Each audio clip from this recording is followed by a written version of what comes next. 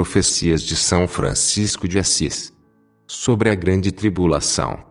Introdução.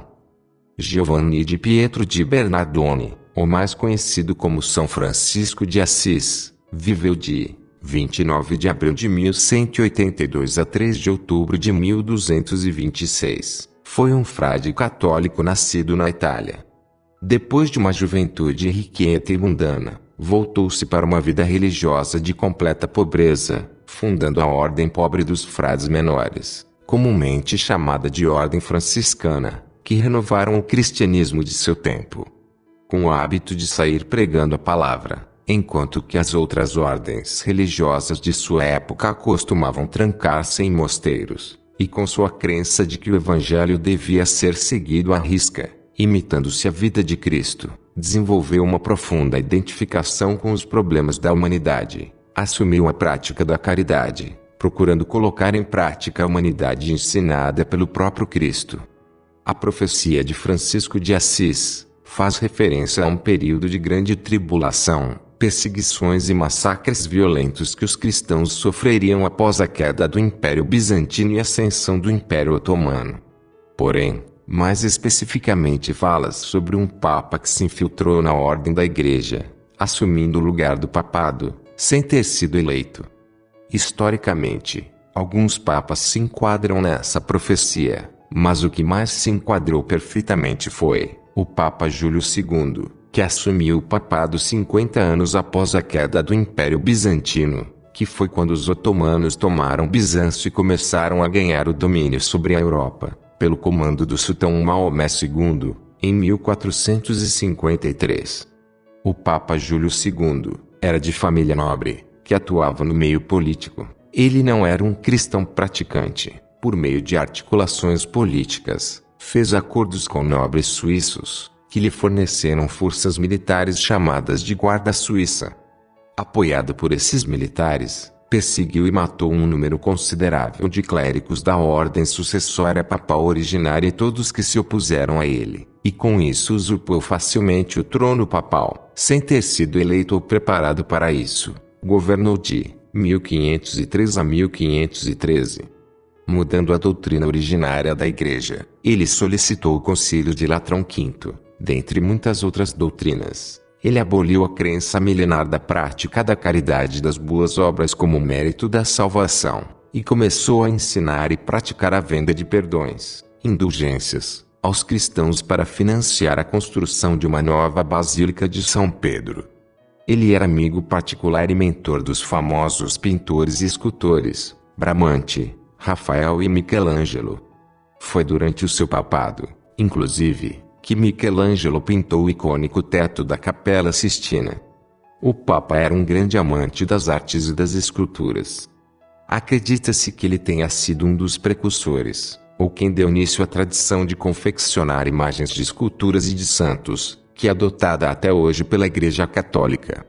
Considerado o Papa que deu início ao Renascimento, ele solicitou a Michelangelo que esculpisse para ele uma tumba, onde deveria ter uma escultura grande de Moisés, além de outras 40 esculturas menores. Mas no fim, o projeto foi concluído apenas com a escultura de Moisés, Raquel e Léa, por seu sucessor. Apelidado de Papa Guerreiro ou Papa Temível, ele escolheu seu nome papal não em homenagem ao Papa Júlio I, mas em emulação a Júlio César. Em seus 9 anos de papado, teve várias amantes. Uma delas era comprovadamente sua filha. 4 anos após sua morte, iniciava-se pelas mãos de Martinho Lutero em 1517, na Alemanha, o protestantismo, que inicialmente e publicamente questionava a falsa doutrina das indulgências imposta pelo Papa Júlio II, que era a compra do perdão dos pecados, da salvação e da libertação das almas dos mortos do purgatório, através de pagamentos em dinheiro e donativos à Igreja, a negociação de cargos eclesiásticos através do dinheiro, e o casamento de membros do clero, além de questionar a autoridade e riqueza papal da época. Durante esse período e início do protestantismo, houve grandes confusões no seio da Igreja, reformas e grandes divisões. Diante de tantas confusões e diversas interpretações, O próprio protestantismo se desviou em alguns aspectos da doutrina cristã originária, dividiu-se entre si mesmo, tornando-se uma nova religião, que se ramificou para diversas vertentes e interpretações, negando e condenando todos os outros livros do cristianismo primitivo. Assumiu que apenas 66 livros eram inspirados, e portanto, dignos de crédito. Início da profecia. Francisco de Assis, tendo convocado seus irmãos, pouco antes de morrer, em 1226, os advertiu sobre as tribulações que viriam sobre eles no futuro, dizendo: meus irmãos, hajam com força, sede firmes e fortes, esperando no Senhor. Pois depois de um tempo, há de se iniciar um período de grande tribulação e aflição em que choverá sobre os cristãos grandes perigos, embaraços temporais e espirituais. Nestes dias, a caridade de muitos esfriará e a iniquidade dos iníquos abundará. O poder dos demônios será maior do que o habitual. A pureza imaculada da nossa ordem e também de outras da nossa fé religiosa serão murcha, tanto que muito poucos cristãos vão querer obedecer aos verdadeiros mandamentos de Cristo e da Igreja Romana, que é um coração sincero e a caridade perfeita. No momento decisivo desta grande crise, se levantará um personagem não canonicamente eleito. Ele assumirá o lugar do papado, e habilmente se empenhará em comunicar a muitos, disfarçado de cristão, o veneno mortal de seu erro.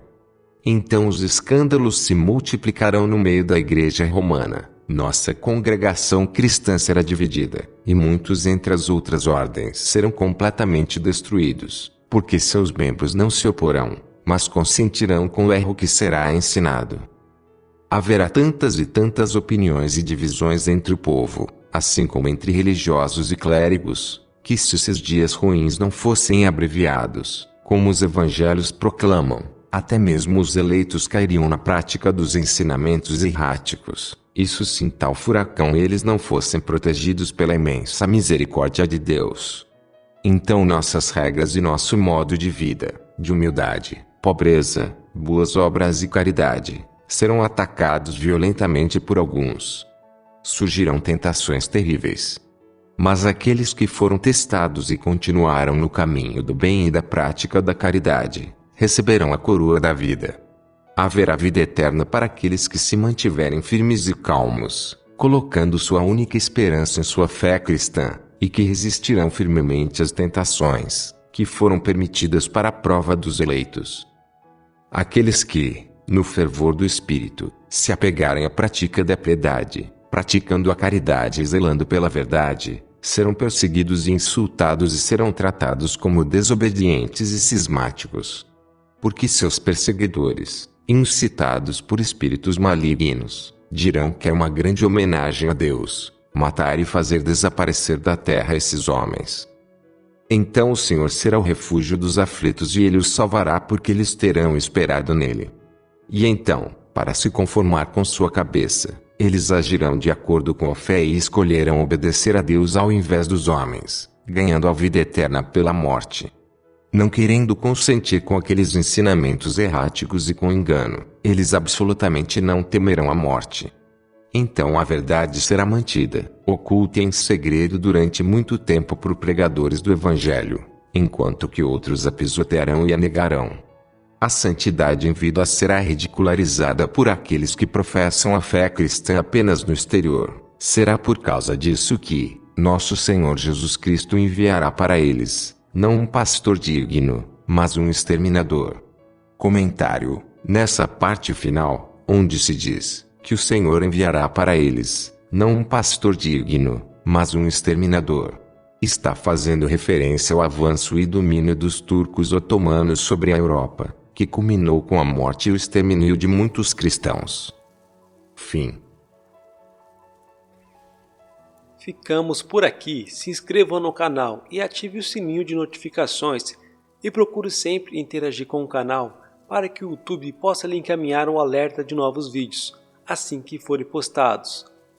Se você gostou desse audiolivro, deixe o seu like e comente sobre o conteúdo. Compartilhem os audiolivros do canal em suas redes sociais, blogs e sites e ajude-nos na divulgação do conhecimento Também não deixe de nos acompanhar pelo Facebook. E se desejar uma interação maior, participe do grupo do canal no Telegram. O link está na descrição. Até a próxima!